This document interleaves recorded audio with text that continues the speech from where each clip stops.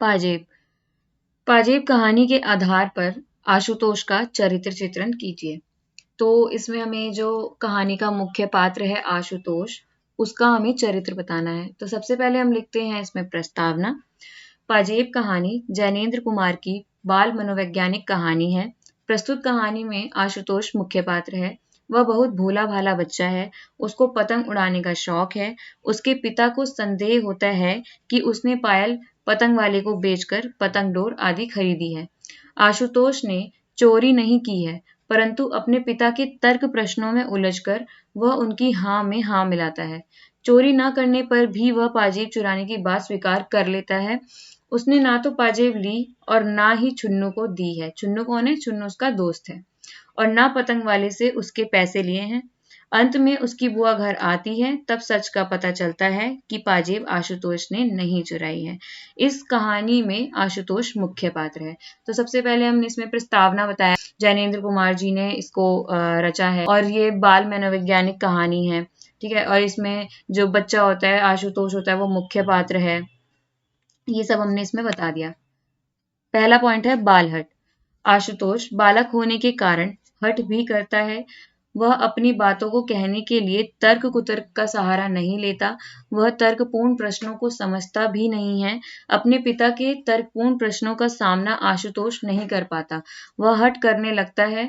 जब उसके पिता उसे पतंग वाले के पास जाने को कहते हैं तो वह नहीं जाता। उसके पिता उसे प्यार से समझाते हैं, गुस्सा भी करते हैं, तब भी वह अपनी जिद पर अड़ा रहता है। एक बार तो वह रास्ते से भी वापस भागकर आ जाता है। आशुतोष अपनी बहन को पाजेब मिलने पर अपने लिए भी साइकिल की जिद करता है और उसके बाद उसकी बुआ उसे समझाती है। तो इसमें हमने बताया कि जैसे बालहट एक उसका चरित्र है। आशुतोष जो है वो बच्चों की तरह, जैसे जो छोटे बच्चे होते हैं वो जिद करते हैं किसी भी चीज को लेकर, तो आशुतोष भी बिल्कुल उसी तरीके से है।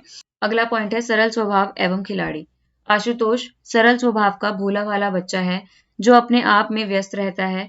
उसे खेलना कूदना पसंद है। वह पतंग उड़ाने का शौकीन है। छुन्नू के साथ वह गुल्ली डंडी भी खेलता है।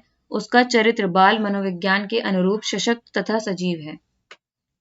तीसरा पॉइंट है कोमल बुद्धि। आशुतोष 8 वर्ष का बालक है। उसकी बुद्धि कोमल तथा अपरिपक्व है।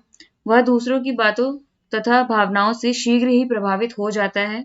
वह अपने पिता के स्नेह, प्रलोभन, व्यंग आदि भावों से प्रभावित होकर वह इल्जाम स्वीकार कर लेता है जो उसने किया ही नहीं है। तो कहीं ना कहीं जैसे कोमल बुद्धि, जो छोटे बच्चे होते हैं वो बहुत कोमल बुद्धि होती है उनकी, वो जल्दी प्रभावित हो जाते हैं किसी ना किसी बात से। तो जब उसके पिता उससे तर्कपूर्ण प्रश्न करते हैं तो वो उन प्रश्नों में उलझकर स्वीकार कर लेता है कि हाँ उसने चोरी की है और जो पाजेब है उसने उसको पतंग वाले को बेची है, जबकि ऐसा नहीं होता। अगला पॉइंट है बहन के प्रति लगाव। आशुतोष अपनी बहन से अत्यंत प्रेम करता है। जब मुन्नी के लिए बुआ पाजेब लाती है तो वह बहुत खुश होता है। मुन्नी को लेकर आस पड़ोस में जाता है और सबको मुन्नी की पाजेब दिखाता है। इससे पता लगता है कि वह अपनी छोटी बहन से कितना प्यार करता है। अंत में हम लिखते हैं निष्कर्ष। पाजेब कहानी का उद्देश्य बालकों के मनोविज्ञान को स्पष्ट करना है। उनके मनोविचारों को समझकर ही माँ बाप अपने बच्चों के साथ संतुलित व्यवहार कर सकेंगे।